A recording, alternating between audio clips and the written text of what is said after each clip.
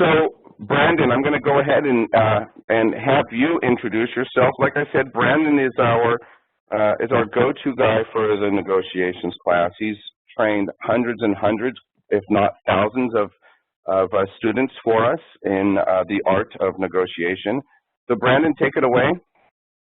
All right, very good. So, good morning, everyone. I am Brandon Voss again, Director of Operations for the Black Swan Group and online instructor with Omnikron. So, as you can see there on the slides, the guy on the left is Mr. Chris Voss.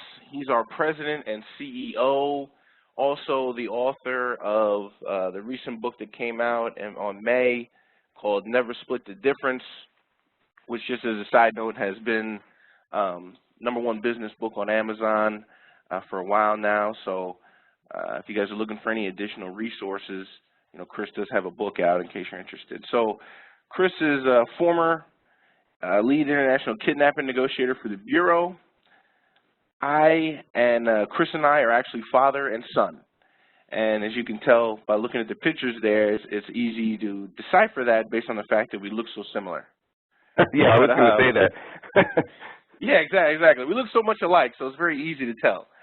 But yeah, we actually end up having a lot of fun with that because we look so different. We make it a point to create awkward situations for other people in public. But if you join the class, you get to hear a little bit more about those. So Chris started the company in 2008, hired me full-time in 2010.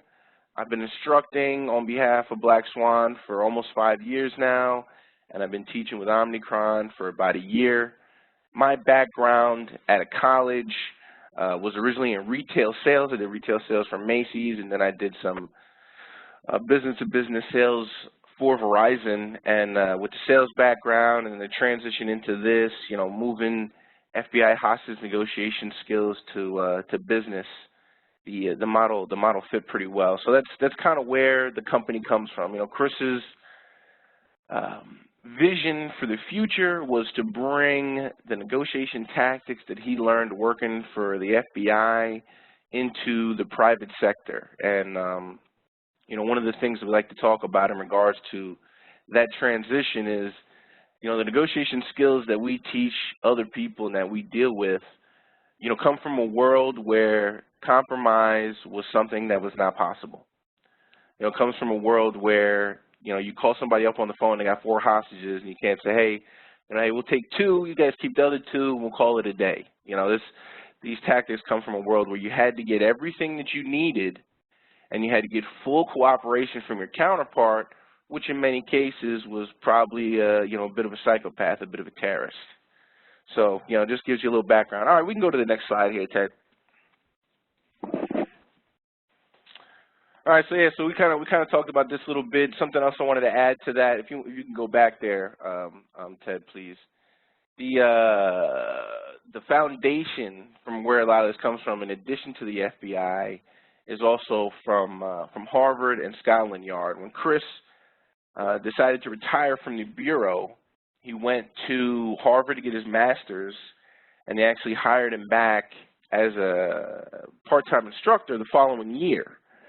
And then also, you know, obviously he spent a lot of time up in the Scotland Yard area working with different international negotiators and, you know, combining ideas and, you know, trying to make each other better. So it's kind of how that fits in.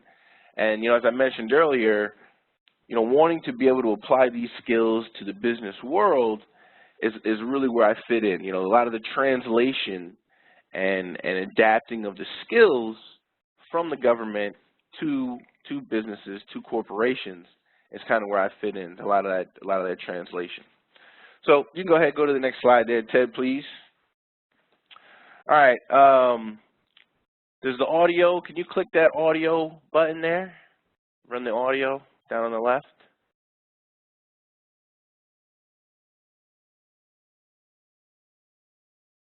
All right. Well, it looks like, unfortunately, we're not getting a lot of sound out of this. But if anyone has seen the movie Pirates of the Caribbean. Hey, Brandon, I can play it through my headset, okay? Okay, yeah, no, go ahead. Your return to service was not part of our negotiations or our agreement, so I must do nothing. And secondly, you must be a pirate. The pirate's code to apply, and you're not. And third,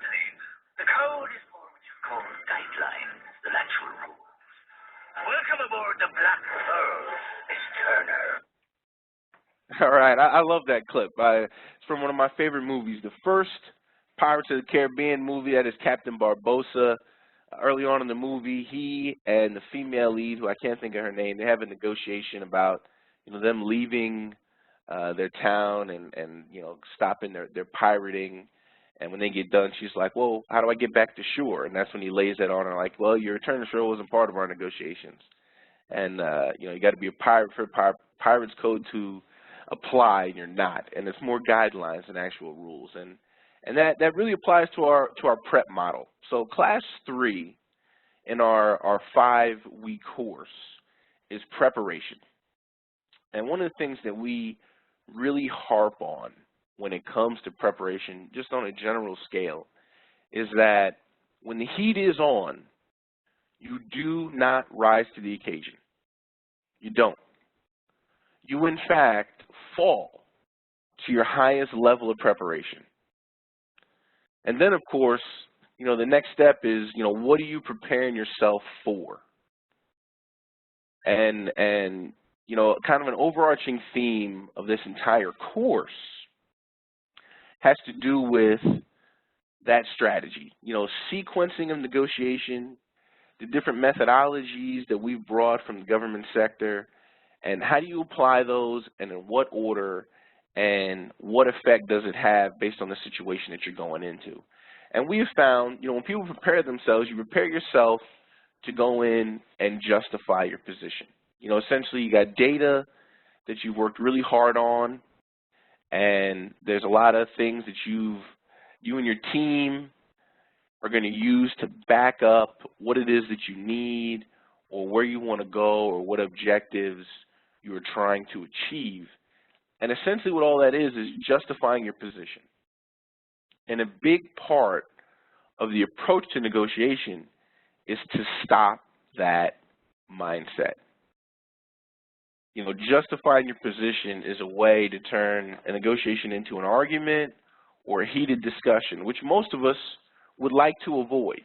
And I kind of want to, for those of you that are here, I got a quick exercise that we actually use in class 1, and some of you, I know you're thinking like, oh man, exercise, but it's a very simple one. You can do it in your chair. If you like to stand up at your desk or wherever you are, that's fine, but this is basically what I want you to do. So plant your feet firmly on the ground and get your elbows tucked in at your sides, and have your arms kind of at a 90-degree angle, so your fists are vertical, if you will, and facing forward out in front of you.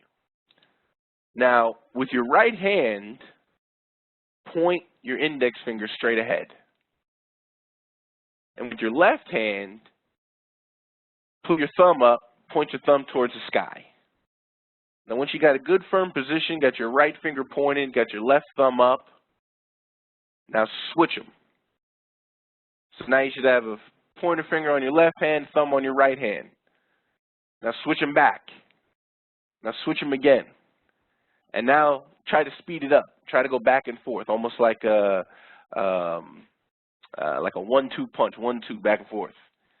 For those of you that actually gave this a try, you would have found that it's a very simple task that actually takes a fair amount of focus to do. Right? It's something that you don't do very often, right? It's almost it's a new thing. It's a bit counterintuitive, if you will. Well, the process of doing that exercise and how much focus and difficulty it actually appears to take is very similar to the idea of picking up the skills that we teach in this class. And let me elaborate a little bit. So a lot of stuff we teach is very counterintuitive. Like, for example, we don't want people to say yes. Yes is the last thing you want to hear in a negotiation. And actually, for all intents and purposes, yes makes people nervous. People feel as though, they don't know what they're committing themselves to at all times. And forcing someone to say yes is always bad, because you got to answer 4 questions when you got a simple yes-oriented question. Like, you call somebody on the phone and you say, "Do you have a few minutes to talk?" Right? That's a pretty common way to start a phone conversation? Do you have a few minutes to talk? Essentially, you're aiming for a yes, right? You're looking to get a yes out of your counterpart. Well, in order for anyone to answer that question, they actually have to go through a thought process of 4 questions ahead of time. Number 1 is, how long is a few minutes? You know, we all got people in our lives that say they want to talk for a few minutes, and a few minutes is 45. So you call someone up talking about, let me have your attention for a few minutes. One of the first things they're thinking is, how long is a few minutes? Second question they have to answer is, all right, so let's say, you know, I do want to talk to you. Do I want to talk to you about what you want to talk about? Okay, I've decided I want to talk to you. I've answered that question. Now do I want to talk to you about what you want to talk about? And then the last question they got to answer is, how do I get off the phone? Now you got this whole thought process started inadvertently in your counterpart's head by asking a simple yes-oriented question. Now if you're talking while they're going through this thought process, they are not hearing what you have to say. In certain instances, people don't physically have the ability to listen to you because of where their brain is at the moment. All right, let's go ahead and go to the next slide there, please, Ted. So along those lines of guidelines and putting someone in a mental state where they actually hear what you have to say, first place we start is negotiation is a 3-phase process. You know, don't go into a negotiation expecting to cut a deal in the first interaction. And there's a lot of reasons why that's bad. First of all, the approach of your counterpart may be different than yours, and you don't physically have the ability to cut in the first interaction. Number 2, you feel you're rushed. And number 3, one of the biggest things we say about negotiation is don't be so sure of what you want that you wouldn't accept something better. Don't be so sure of what you want that you wouldn't accept something better. So in regards to the phases, the approach to the negotiation process is very similar to the setup of the classes. So for those of you who don't already know, or as a quick reminder, the class is 5 weeks, once a week, every Wednesday. I think the next one starts July 13th. So every Wednesday starting July 13th for 5 weeks, 4 hours a pop, starting at 10 a.m. Eastern time. And there's a specific structure to the order we do the classes in that's very close to the way that we advocate their application to negotiation. So our first class we refer to a lot of times as changing the game, deals with labels and mirrors. And we talk about what those skills are, how to use them, and where they fit. Essentially that first section of instruction is about how do you get a tremendous amount of information from your counterpart without asking questions? We've all had issues or instances where we've asked questions in an email or asked questions in an in-person interaction, and we either didn't get an answer to our question, or the answer that we got, we know deep down like that was not a full answer, right? There's more here, there's something I'm missing, right? How do you access that information if questions are falling on their face? Well, the first answer to that comes out of class 1, which deals with labels and mirrors. And one of the things that I really love about these 2 skills is it coincides very closely to a lot of scientific studies they've done on being able to change people's mindsets. So several things. First of all, studies have shown that people's brains work up to 31% better when they're in a positive mindset. They've also found in dealing with people that fight depression, if they can get those people to focus on something positive, it actually affects the dopamine levels in their brain and changes their mental state in that moment. Now, the beautiful thing about labels and mirrors that we found from a negotiation standpoint is when you label something negative, it dissipates it. And when you label something positive, it reinforces it. So long story short, the connection here is part of what comes along with the skills in class 1 is the actual ability to reach into someone's brain with your words and have a chemical change take place where the dopamine levels in the neocortex are actually affected in a positive way. I mean, scientific studies have shown us, right? This is why people take Prozac, because they're depressed. Prozac increases dopamine levels that are naturally occurring in the body, and people don't feel so bad. Well, this is a way to affect the same chemical change in a negotiation context while you're interacting with another counterpart. So, you know, that's one of the things we talk about very heavily. This counterpart is not the adversary thing. Is also another large part of changing the mindset and the approach to negotiation. So basically one of the things we say is your counterpart is not your adversary. The situation is. Essentially, it's your job to come together with the person on the other side of the table or team and figure out a way to fix the adversary, to fix the problem, right? That's the whole point of the interaction. And, you know, we've seen people make huge strides in negotiation when they can get rid of, number one, wanting to justify their position, and then number two, thinking of the negotiation as a competitive interaction, like it's my job to beat them. And it's not your job to beat them, it's your job to come to an agreement with them where both of you make lots of money, right? That's the idea of negotiation. You know, some people, they like to refer to it as win-win. I don't like the term win-win because, you know, sometimes win-win actually means lose-lose, right? They didn't win, so we feel like, you know, we didn't win, they didn't win, but we feel better because we know that they didn't win, right? That whole dynamic of interaction is something that we try to get rid of early on. You know, the point of the process is to be able to figure out how to come to decisions that make everybody better off. All right, we can go ahead and go to the next slide here, Ted. So, you know, a lot of this thought process comes from the difference between negotiation and bargaining as well. So, negotiation is an information gathering process. That's what negotiation is. And there's going to be pieces of information that your counterpart is in possession of that if you knew about would have a huge effect on the outcome. You know, something that we also refer to as black swans. That's where the name of the company came from the book The Black Swan. Not the one about the ballerina, but the one that actually came before that talks about these innocuous pieces of information that have huge effect on the outcome and results. And in negotiation, if you go into a situation thinking like, okay, I'm going to place something very close to the chest, right? I don't want my counterpart to know about this because I'm worried about how it may affect my leverage or how it may affect the way that they view us in certain areas.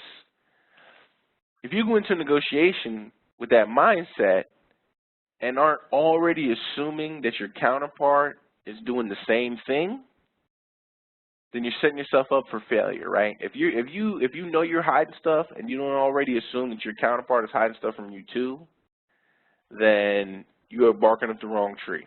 You know, they got pieces of information that if you knew would change everything.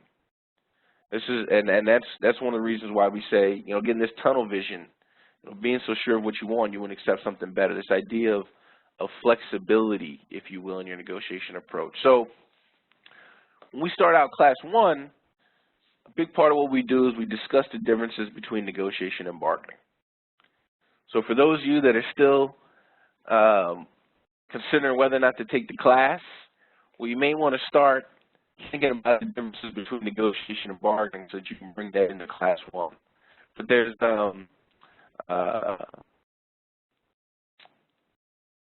once we get through with our discussion, the very next thing that we do is we have an exercise that is geared towards putting you in a position to negotiate without bargaining. It's actually, and I'll give you a quick overview of it now, but it's a hostage negotiation exercise. and I play the role of a person trapped in a bank with an unknown number of hostages, unknown number of accomplices, and the participants in the class, those of whom that I choose, their job is to negotiate me out safely and save everyone's lives.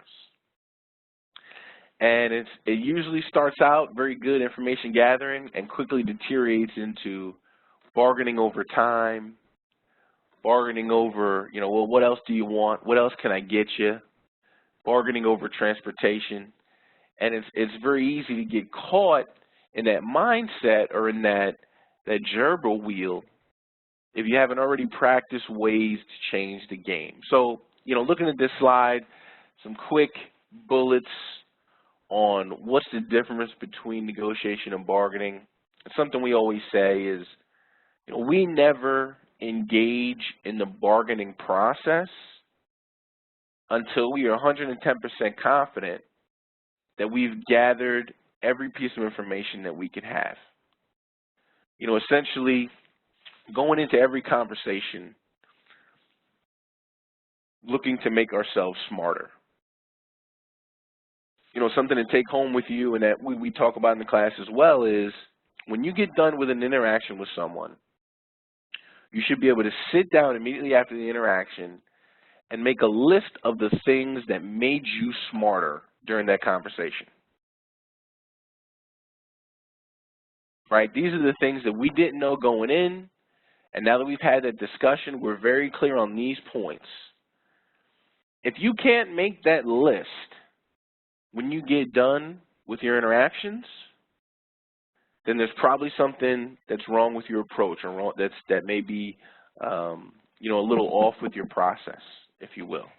So just, something to really keep in mind, right? How do I negotiate without bargaining, without getting down in the weeds on the back and forth or, the single price term, right? And along the lines with that, we say price is one of the foremost emotional terms in negotiation. And we talk about that in our prep class in class 3. But, the thing about that, at the end of the day, if a negotiation goes bad or a deal goes bad down the line, generally speaking, it didn't go bad because of price. It went bad because the non-monetary terms for implementation were probably not as solid as they could be. Maybe there was more penalty terms in the contract than success terms, if you will.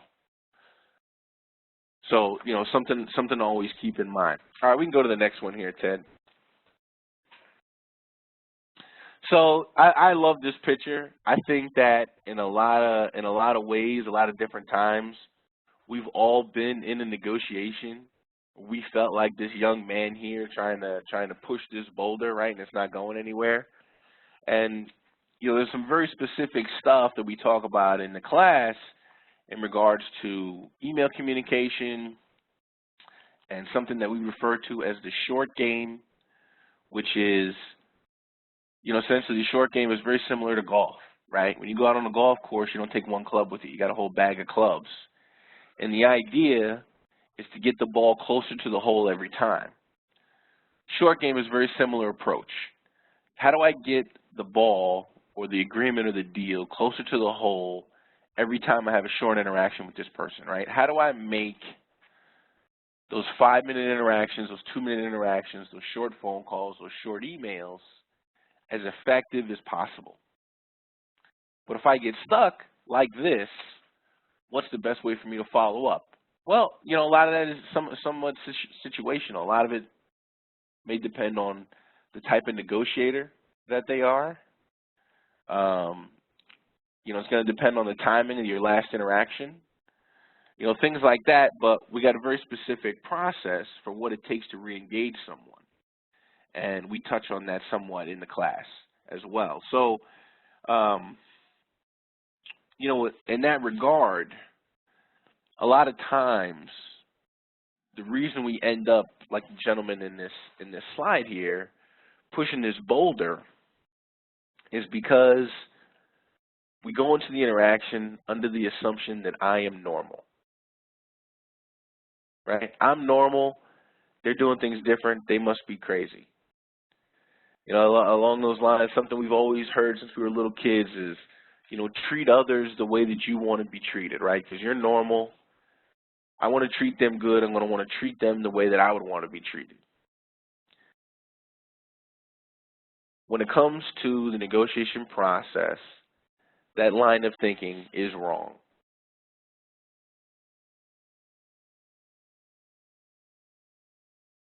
And we talk about this in class 4 very extensively, and what we refer to as TKI. TKI focuses on negotiator types. So we contend that there are 3 different types of negotiators. And based on different statistics we talk about in the class and different discussion ideas, long story short, there's a 2/3 chance that the person sitting across the table from you or sitting on the other end of the phone from you in any negotiation is going to approach the process differently than you do.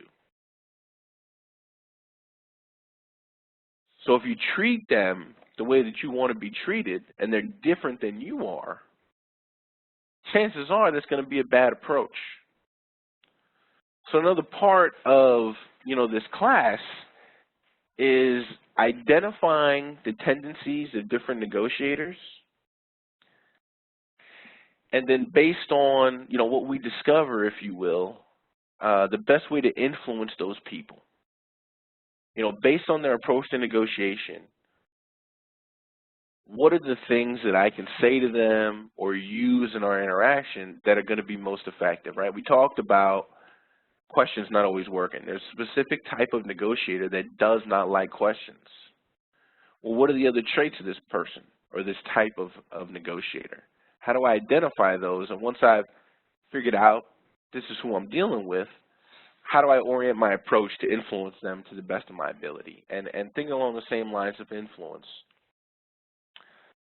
you know, that's why negotiation is an information gathering process, because you can't influence decisions made unless you understand the driving forces, the driving dynamics behind them. And it's really hard to figure out what those driving forces are if you're doing all the talking. You know, another thing we like to say is the key to negotiation is giving the other side the illusion of control.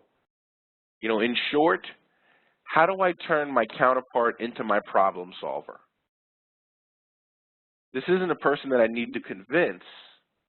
This is a person I need to use as an asset to help me solve my problems. And the best way to get them to solve my problems is they have to have buy-in, right? So when we approach the negotiation process, how do we build rapport and trust and relationship going in, and then turn that person into an advocate for making things easier on us? You know, right? Giving the illusion of control. We go ahead and go to the next slide there, Ted, please. So this is our negotiation 9 list. You know, these are the skills, if you will, the blueprint on what it takes to give the counterpart the illusion of control. So we go through all these in the class. Class 1, you know, I talked about labels or mirrors. We also talk about effective pauses. So those first 3 we hit in class 1. Paraphrase and summary we hit in class 2, which is our empathy class. And I will tell you ahead of time, the standard Webster's dictionary definition of what empathy means is not how we apply it to negotiation. You know, just give you a little insight on that, right? You look up empathy in a dictionary now, you get something that's pretty close to sympathy.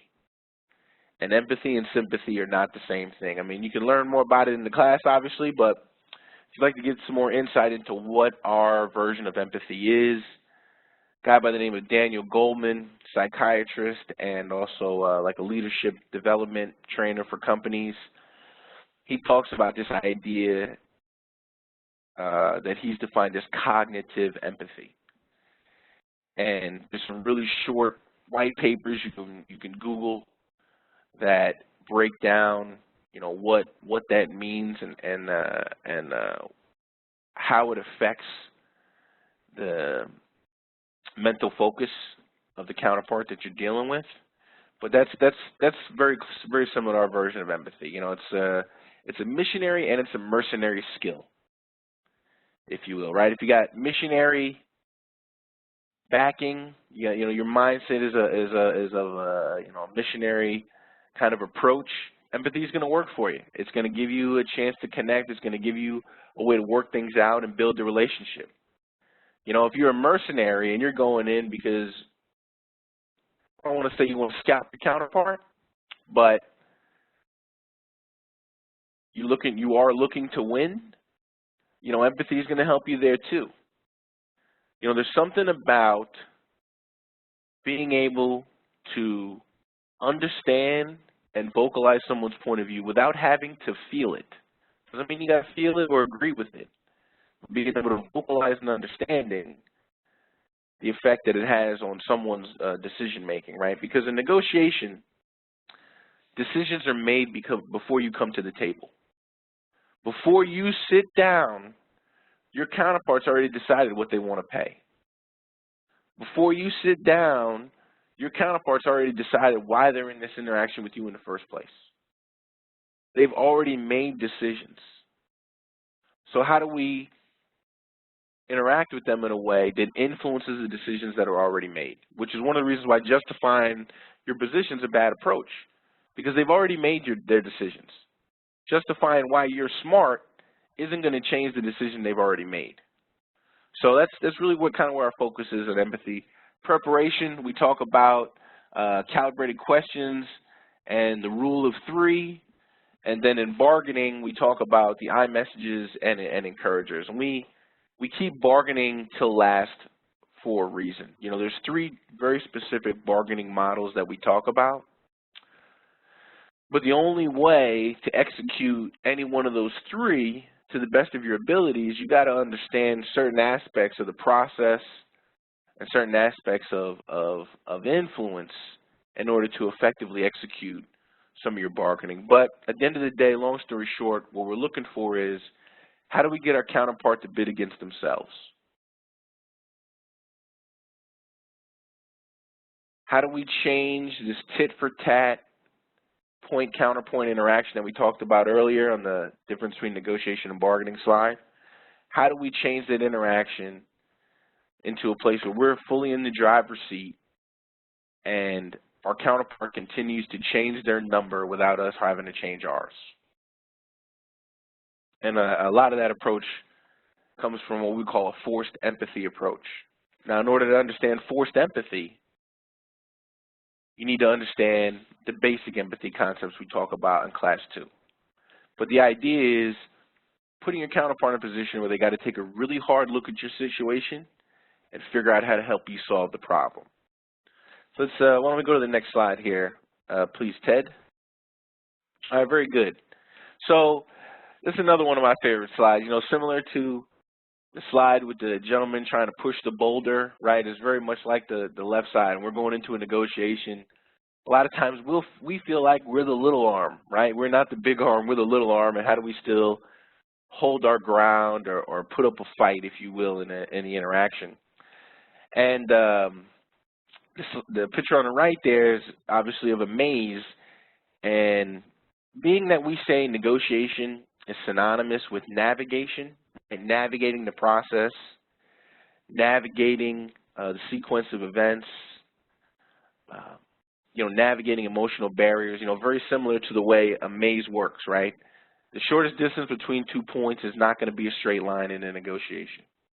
There's going to be dead ends that you got to go down so that you understand that the dead ends are there and you can maneuver around them. You know, the picture on the left with in regards to leverage, an example I always like to use, and we flesh it out much more in the class, comes from the hostage negotiation world, in that someone kidnaps your family member, right? Think of it like this. This is just a mental exercise for you guys. You don't actually have to answer me, but someone kidnaps your favorite family member, right? They call you on the phone. They say, I need X amount of dollars from you, or I'm going to kill your family member. Who has the leverage in that situation? right? The hostage taker or the victim's family, if you will. Who's got the leverage? Well, being the people that we are and being emotionally driven, you imagine yourself in that situation and you think about how horrible it would be to experience that. And obviously they have the leverage because they're holding this life in their hands and they're threatening to kill this person unless I cooperate. And the fact of the matter is, I'm sure some of you have already figured out, the person who has all the leverage is the victim family. I'm not going to go through all the examples, but one of the ones to think about is the fact that they have something that you love, but you have something that they lust for. They have something you love, but you have something that they lust for. And the second part of that, which you talk much more about in the class, is who else are they going to sell your family member to? How many buyers for the commodity that they possess do they have? If you're in a business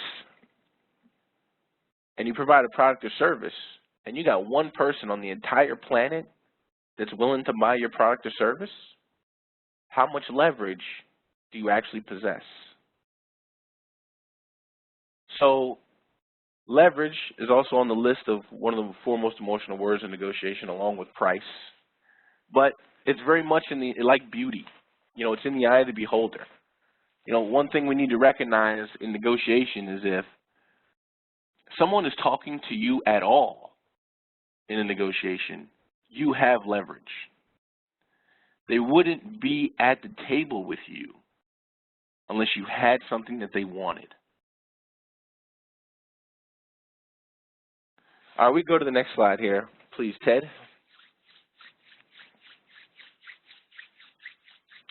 So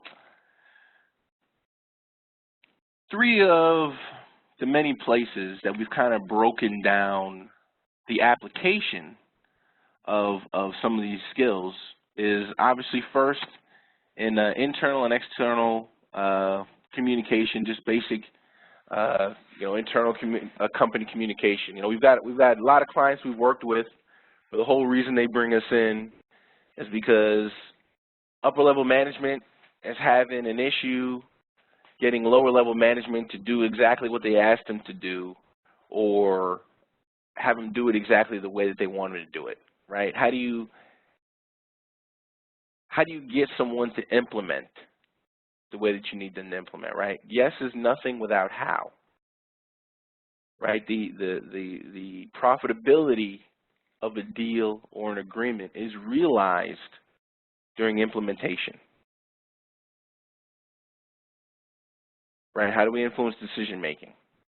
How do we work together as a more cohesive unit? That's one of the big places where people want to bring us in to help use these skills. You can go to the next one there, please, Ted. Right, another one is basic contract negotiations, right? Mergers and acquisitions. We got an agreement. I need them to sign. How do I get them to sign? What am I missing here? It goes back to this idea we talked about earlier, and that the counterpart is not the adversary. The situation is. So how do we come to terms that solve the problem effectively for both of us, right? Probably your classic negotiation situation. When someone thinks negotiation, probably thinks signing the contract in a lot of cases, right? How do we access those black swans? There's 3 to 5 pieces of information they have that if we knew would change the outcome. And then lastly, they're firefighters. Essentially people that for all intents and purposes are customer service reps that get yelled at all the time, right? When you're that type of person that has to deal with counterparts on a regular basis, they want to call you up and want to blame you for stuff, or they want to make threats, right? Give me this or I walk. I want this thing. If I don't have this, then the repercussions are going to be bad for you. Things of that nature, right? How do we help those people? And these are three of the many places where a lot of this has factored in. All right, we go to the next slide here, please, Ted. Oh, and yeah, something else I wanted to add is improving relationships. You know, in negotiation, a lot of us take the approach up front as we want to have an icebreaker, right? Oh, how's your kids? Oh, you guys like baseball? I like baseball. You know, I took my kids for pizza last week. You're like, oh, we went for pizza last month. You know, right? The beginning part of the interaction where you're trying to be friendly with your counterpart because you know the relationship is important, but you end up having a long discussion about a bunch of stuff that doesn't actually help you come to an agreement. Right? At the end of the day, when you finally finish that conversation, it's like, oh, you like baseball, I like baseball. And then you get down to the negotiation. How far forward has it actually moved you? Probably not really any at all. You know, just because we both like baseball doesn't mean that I'm going to agree to give you $1 million. So another aspect of this approach that we talk about in the class is developing a relationship within the negotiation. How do you conduct the interaction in a way where you are talking about pertinent ideas, pertinent terms, things that are actually going to affect an outcome, and still put yourself in a position where they actually like you, right? One of the things that these studies have showed that we've looked at is that you're 6 times more likely to make a deal with someone you like. Now, you can't control whether or not you're actually liked, but you can control whether or not you're likable. And that small aspect of the interactions gives you a 600% better chance of actually coming to a deal. So how do we build that within the interaction without having to talk about outside factors? How do we build that rapport, trust relationship at the same time? You know, one of the things that we say about negotiation is, you know, ignore human nature at your peril. At the end of the day, people are emotionally driven, no matter which way you slice it. Even if you're the type of person that has no use for an emotion, there's still things that you value, and we decide what's valuable to us based on what matters to us, and we decide what matters to us based on what we care about. So based on that line of thinking, people are emotionally driven. And because people are emotionally driven, if you can figure out what the driving emotion is, what the driving forces are behind someone's approach or their passion, people then become eminently predictable. So how do we change negotiations into conversations? How do we change negotiations into interactions where we know what our counterpart's going to do next? We've pinpointed driving forces in their thinking. And because of that, now we know exactly where they're going, and we can head it off, or we can figure out a way to steer them in our direction, right?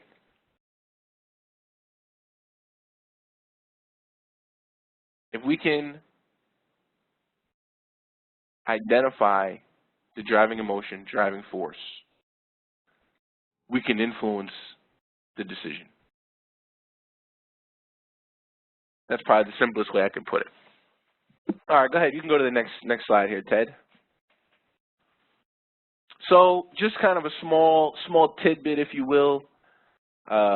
We've done surveys with previous clients and attendees, and on average, we've shown that people get a 23% increase in their negotiation ability, their skill set, based on the things that we learn in their class. So if you were to come in and hit the average right on the head, what would a 23% increase in your approach and in your ability do for you in your daily life, in your profession, in your career, in your business? So, you know, something to keep in mind as we move forward here. So I got an offer that I'd like to make the group here, Ted.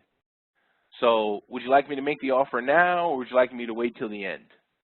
I'll make it now, and I got a question for you as well. If you want to make the offer first, then I've got a question that's been biting at me since I just recently purchased a brand new car. So. Sure, yeah. So the offer I was going to make is that if you were in this webinar, you were part of this sign up, this registration, and you decided to go ahead and take the class with us, you will get a free subscription to Black Swan's daily email lesson. So we have an online product. It costs $83.67 a person, and what happens is you get an email lesson every day for 24 days to an email inbox of your choosing. They're small, short, easily digestible. You know, once you get them in your inbox, they're yours. You can keep them.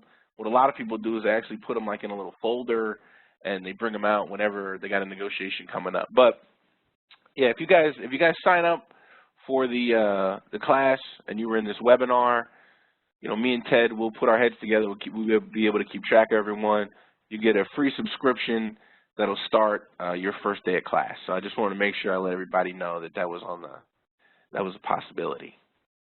Awesome. Hey, Brandon, I got a quick question before we go to this next slide. So I just, there's probably one negotiation or negotiating thing that everyone's gone through is going into the car dealership and having that salesperson say, hey, let's speak with come into my office, let's see what we can write up, and they come back with the write-up, and it's nowhere near what you wanted to pay. And so one little tidbit of what can you do in a situation like that? You're sitting down. Obviously, you know, they already know you want the car, right, because you're sitting down in their office. They come back with the price. Give me a little hint on what you would do in a situation like that. No, I think that's a great question. And we actually, in the last class, the bargaining class, we got a short video where Chris talks about his most recent vehicle purchase, which is a truck, Toyota 4Runner that he has that he loves. And then I also tell my most recent car buying purchase. I bought a Acura TL 2013 last December, and you know, we had very similar experiences. You know, long story short, Chris got his list price for his car was $36, and he paid $30. The list price for my car was $26, and I paid $18. Wow. Long story short, how am I supposed to pay? Okay. The quick answer, without going into the actual bargaining class, and I love that. I love that question, right? So how do you deal with a car dealer, right? Someone you know wants to slit your throat and bleed you dry. How do you deal with that person when they have something that you want to buy? And the quickest answer is, how am I supposed to pay? You know, a technique that both Chris and I used was, you know, you guys have been more than generous with your time. This car is fantastic. It's probably worth even more than what you're asking for it. But how am I supposed to pay X amount of dollars? Okay. And the sequencing, you know, based on the way the class is structured, that's actually a combination of what we call an accusations audit and an iMessage.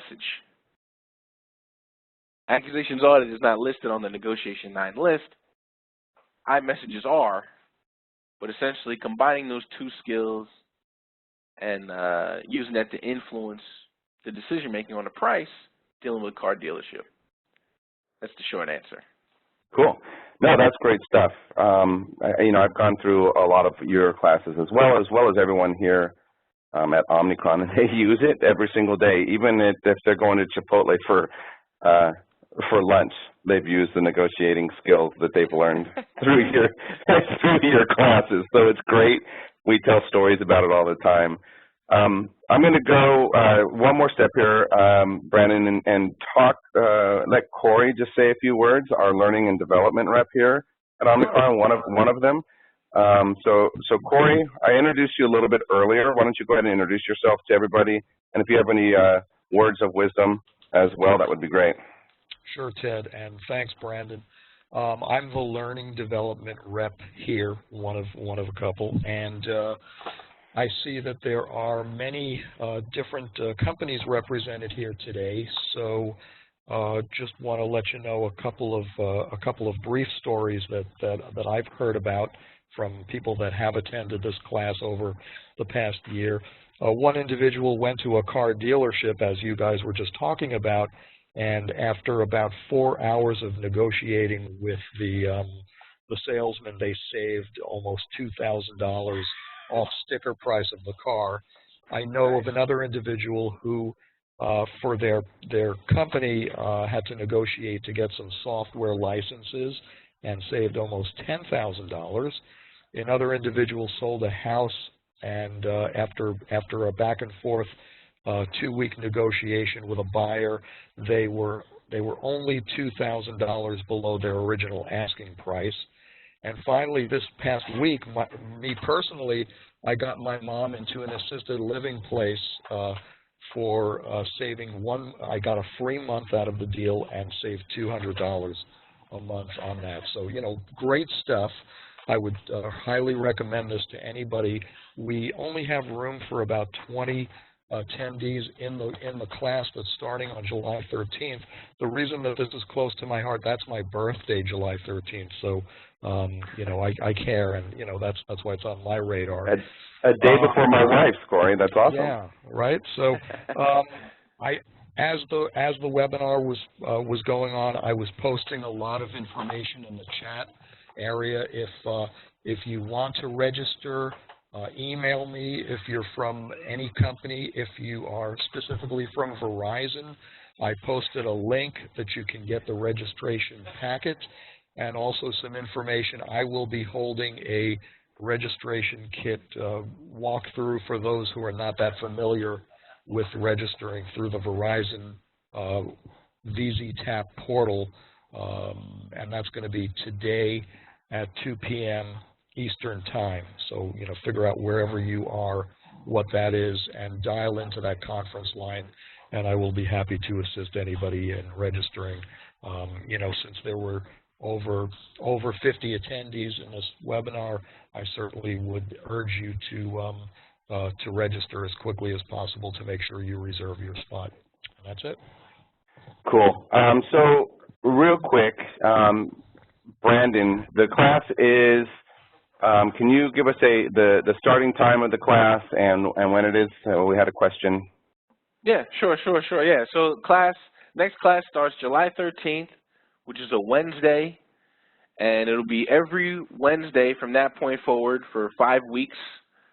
The classes are 4 hours in length, and they start at 10 a.m. Eastern Standard Time and run till 2 p.m. Eastern Standard Time. Now, the beautiful thing about this, you know, everybody's got conflicts, right? You can't always make a class at that time if you have a conflict or anything like that. All classes get recorded. I mean, I think I mentioned earlier, but just to reiterate, when you register for the class, you get access to what Omnikron refers to as their online campus. And that gives you access to all the tools or whatever additional materials you'll need for the class, including recordings. So every time we finish a class, probably within a half an hour, 45 minutes or so, the recording for that class will be posted on the online campus, and you have access to it. There's also things on there like some pre-reading materials for various classes. You know, there's a white paper that the class reads called The Tension Between Empathy and Assertiveness, which is a great read. I think I can't remember. Robert Mnookin, I think, was the gentleman that wrote that, Harvard law guy. And also you get access to our leaderboard. You know, in the idea of competition, we have what's called a leaderboard. So you get a chance to use your skills that you learn in class, outside of class, and then when you report back having used the skills, you earn a certain amount of points depending on the skill that you used and the outcome of your interaction. So, you know, sometimes the leaderboard gets pretty heated. The competitive juices get flowing, and you got people out there that come back to class and want to brag about their outside negotiations to everyone else. So it's another piece of the class. We have a lot of fun. Especially if you have an Omnikron employee student on there, then they get really crazy. Exactly right. The Omnikron employees always take the leaderboard very seriously.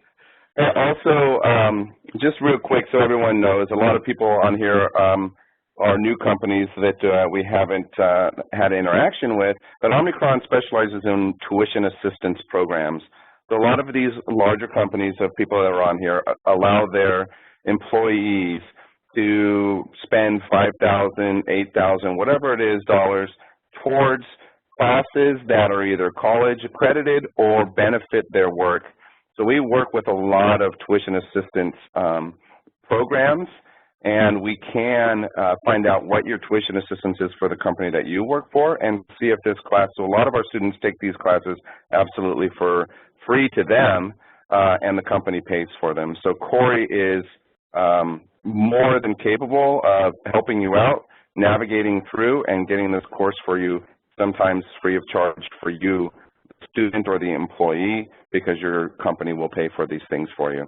Brandon, I want to thank you so much for hosting this webinar, for coming on and sharing some of your knowledge. I know the class, we just get rave reviews about you, about the class. I want to thank everyone for attending as well. And this is recorded. It will be posted on our website on the course page.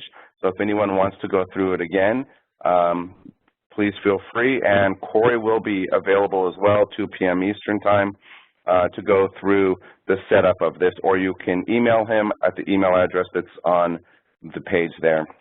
So Brandon, Corey, thank you. Attendees, thank you so much. Everyone have a great day, and we'll talk to you next time. Thanks, Brandon. All right, thank you. Bye-bye. Bye-bye.